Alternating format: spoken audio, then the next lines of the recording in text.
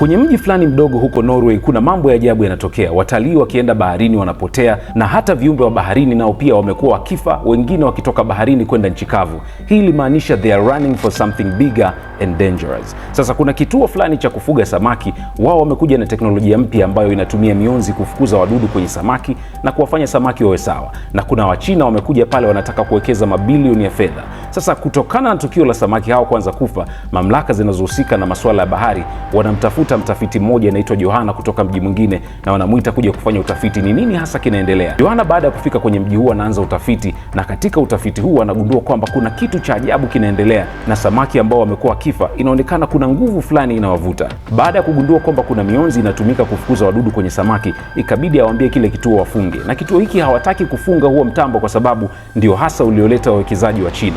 Hawakujua kwamba mtambo huo na mionzi inayotolewa unaita viumbe wa hatari sana kutoka baharini, na moja kati ya kiumbe ambacho kilioletea shida sana ni kiumbe cha ajabu na kikubwa kama mlima, ambacho baada ya mawimbi haya kuanza kupigwa kwa muda mrefu kikasogea kuja kwenye kituo hicho. Na bahati mbaya sana siku hiyo Johanna pamoja na watu wengine walikuwa kwenye kituo, hivyo sasa inabidi waweze kusurvive, kuweza kumuua kiumbe huyu mkubwa kama mlima, lakini pia waweze kutoka salama. Movie hii iko hapa MK Movie Store opposite na Polisi Makambako. Njoo uitazame, ni moja kati ya movie kali sana zinazofanya adrenaline iwe juu wakati wote unayotazama.